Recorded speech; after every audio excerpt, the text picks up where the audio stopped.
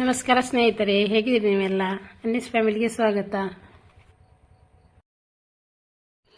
ಬಸಳೆಗೆ ಪಪ್ಪಾಯಿ ಹಾಕಿ ನಾನು ಸಾರು ಮಾಡ್ತಾ ಇದ್ದೇನೆ. ಹಾಗೂ ಎಳತಾದ ಪಪ್ಪಾಯಿ ಕೂಡ ಇದೆ, ಅದರಿಂದ ಉಪ್ಪಿನಕಾಯಿಯನ್ನು ಮಾಡ್ತಾ ಇದ್ದೇನೆ. ಅದನ್ನು ಯಾವ ರೀತಿ ಮಾಡಿದ್ದೇನೆ ಅಂತೇಳಿ ನೋಡೋಣ ಬನ್ನಿ. ತುಂಬ ಎಳತಾದ ಪಪ್ಪಾಯ ಸಾರಿಗೆ ಕೂಡ ಅಷ್ಟು ಒಳ್ಳೆಯದಾಗೋದಿಲ್ಲ, ಆದ ಕಾರಣ ಅದನ್ನು ಉಪ್ಪಿನಕಾಯಿ ಮಾಡಿದರೆ ತುಂಬ ರುಚಿಯಾಗಿರುತ್ತದೆ. ಉಪ್ಪಿನಕಾಯಿಗೆ ಪಪ್ಪಾಯಿ ಒಣಗಲಿಕ್ಕೆ ಮಾತ್ರ ಸ್ವಲ್ಪ ಹೊತ್ತು ಬೇಕಾಗುವುದು. ಒಂದು ದಿವಸ ಒಣಗಿಸಿದರೆ ಸಾಕು, ಬೇಗನೆ ಬಾಡುವುದು. ಹಾಗೂ ಬಸಳೆಗೆ ನಾನು ಸಾಧಾರಣ ಹಣ್ಣಾಗಿ ಬಂದ ಪಪ್ಪಾಯವನ್ನು ಹಾಕಿ ಸಾರು ಮಾಡ್ತಾ ಇದ್ದೇನೆ. ಇದು ತುಂಬ ರುಚಿಯಾಗಿರ್ತದೆ. ಬಸಳೆ ಕೂಡ ತುಂಬ ಎಳತಾಗಿದೆ.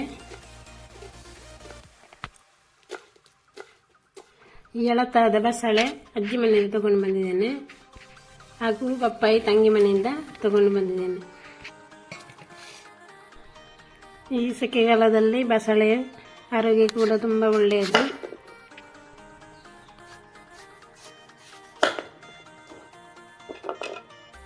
ಪಪ್ಪಾಯಿಯು ಸಣ್ಣ ಸಣ್ಣ ಚೂರುಗಳಾಗಿ ಕಟ್ ಮಾಡಿದರೆ ಬೇಗನೆ ಒಣಗುವುದು. ಒಂದೇ ದಿನದ ಬಿಸಿಲಿಗೆ ಸ್ವಲ್ಪ ಬಾಡಿದರೆ ಸಾಕು. ಸ್ವಲ್ಪ ಉಪ್ಪನ್ನು ಹಾಕಿ ಅದನ್ನು ಬಿಸಿಲಿಗೆ ಒಣಗಿಸುವುದು.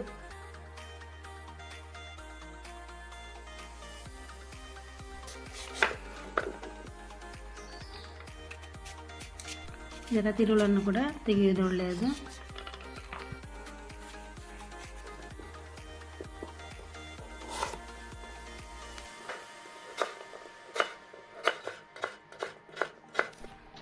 ಇಂಥ ಉಪ್ಪಿನಕಾಯಿ ಮಾಡುವ ರೆಸಿಪಿಯನ್ನು ನಾನು ಇದರ ಮೊದಲು ಹಾಕಿದ್ದೇನೆ, ಅಪ್ಲೋಡ್ ಮಾಡಿದ್ದೇನೆ.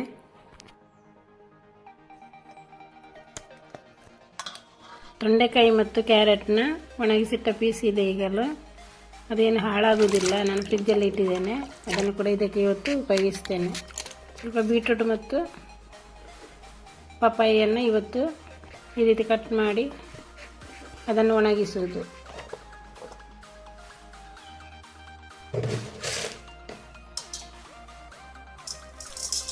ಬೀಟ್ರೂಟ್ ಮತ್ತು ಪಪ್ಪಾಯಿಯನ್ನು ಸಿಪ್ಪೆ ತೆಗೆದ ಕೂಡಲೇ ಅದನ್ನು ಚೆನ್ನಾಗಿ ತೊಳೆದು ನಂತರ ಕಟ್ ಮಾಡೋದು.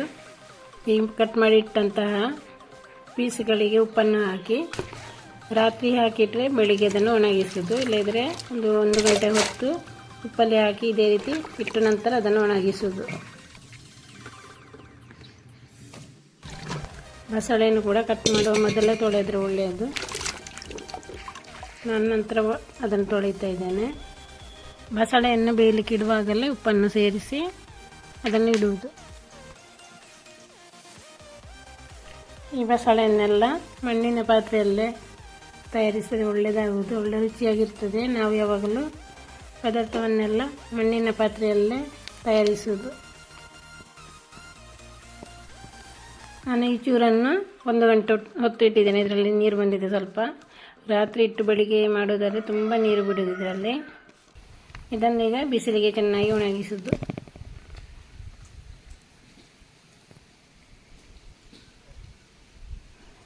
ಇದನ್ನು ಒಣಗಿಸಿಟ್ಟರೆ ತುಂಬ ಸಮಯದವರೆಗೆ ಈ ತುಂಡುಗಳು ಹಾಳಾಗುವುದಿಲ್ಲ. ಒಳ್ಳೆ ಬಿಸಿಲಿರುವಾಗ ಈ ಥರ ಕೆಲವೊಮ್ಮೆ ಪಪ್ಪಾಯಿಯ ಮರ ಮುರಿದು ಅದರಲ್ಲಿ ತುಂಬ ಪಪ್ಪಾಯಿಗಳು ಬಿದ್ದು ಹಾಳಾಗೋದು. ಆ ಟೈಮಲ್ಲೆಲ್ಲ ಈ ರೀತಿ ತುಂಡುಗಳನ್ನು ಒಣಗಿಸಿಟ್ರೆ ಇಡೀ ವರ್ಷದವರೆಗೆ ಉಪ್ಪಿನಕಾಯಿಗೆ ಅದನ್ನು ಬಳಸಬಹುದು.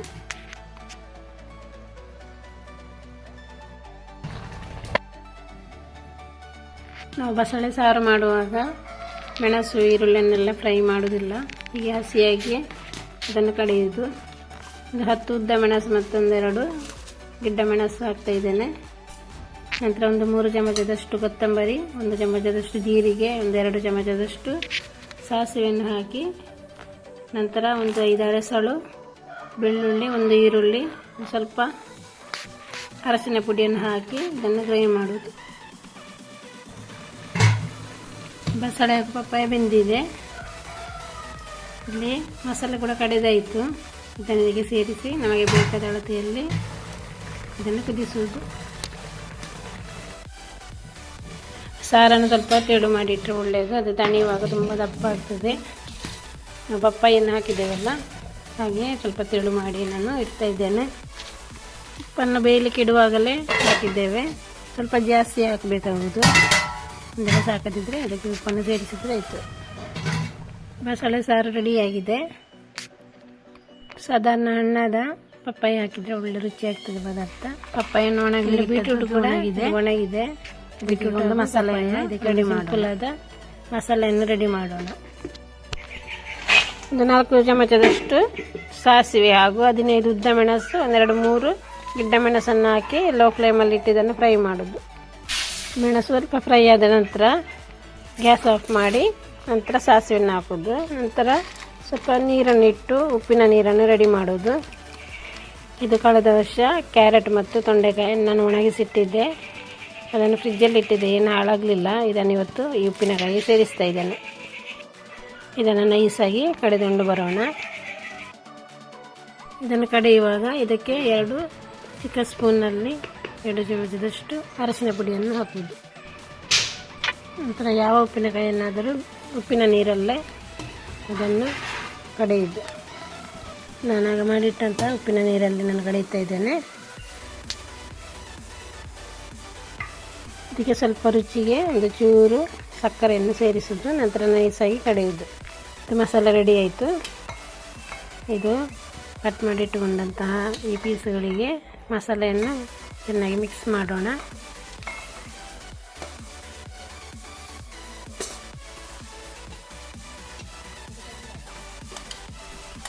ಪಪ್ಪಾಯ, ಕ್ಯಾರೆಟ್, ತೊಂಡೆಕಾಯಿ ಮತ್ತು ಬೀಟ್ರೂಟು ಈ 4 ಐಟಮನ್ನು ನಾನು ಹಾಕ್ತಾಯಿದ್ದೇನೆ.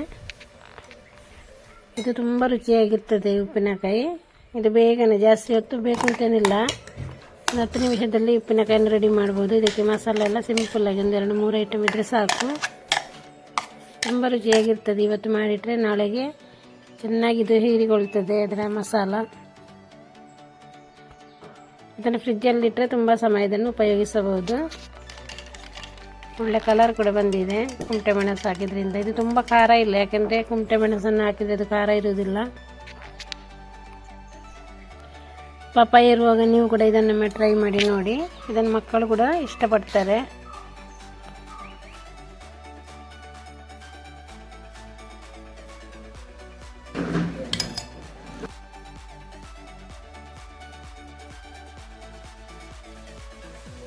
ಉಪ್ಪಿನಕಾಯಿ ರೆಡಿಯಾಗಿದೆ.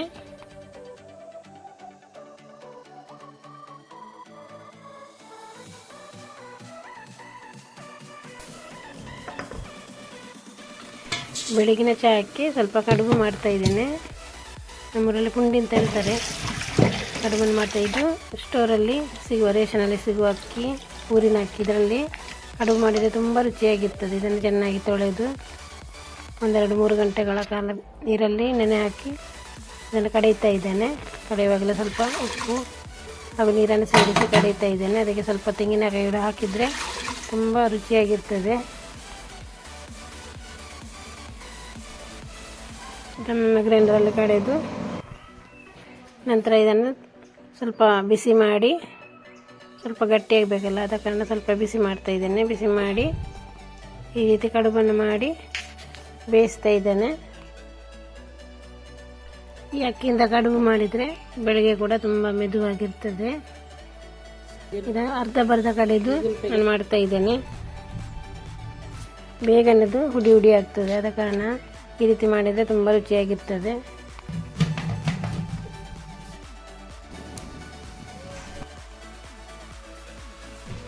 ರಾತ್ರಿ ಒಲೆಯೆಲ್ಲ ಇಟ್ಟು ಚೆನ್ನಾಗಿ ಬೆಂದಿದೆ ಹಾಗೂ ಈಗ ತಣಿದಿದೆ. ಇದು ನೋಡಲಿಕ್ಕೆ ಅಷ್ಟು ಚೆಂದ ಇರೋದಿಲ್ಲ, ಆದರೆ ಇದರ ಟೇಸ್ಟ್ ಸೂಪರ್ ಆಗಿರ್ತದೆ. ಇದಕ್ಕೆ ಸ್ವಲ್ಪ ತೆಂಗಿನಕಾಯಿ ಹಾಕಿದರೆ ತುಂಬ ರುಚಿ, ಹಾಗೂ ಕಾಯಿ ಚಟ್ನಿ ಇದ್ದರೆ ಇದಕ್ಕಿಂತಲೂ ಒಳ್ಳೆ ರುಚಿಯಾಗಿರ್ತದೆ.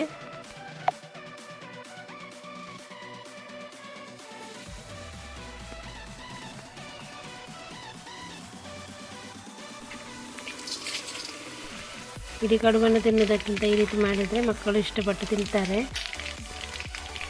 ಇದಕ್ಕೆ ಉದ್ದಿನಬೇಳೆ, ಮೆಣಸು, ಸಾಸಿವೆ, ಕರಿಬೇವಿನ ಸೊಪ್ಪು ಹಾಗೂ ಈರುಳ್ಳಿ, ಸ್ವಲ್ಪ ತೆಂಗಿನಕಾಯಿ ತುರಿ ಹಾಗೂ ಸಕ್ಕರೆಯನ್ನು ಹಾಕಿ ಚೆನ್ನಾಗಿ ಒಂದು ಒಗ್ಗರಣೆ ಕೊಟ್ಟರೆ ತಿನ್ನಲು ತುಂಬ ರುಚಿಯಾಗಿರ್ತದೆ.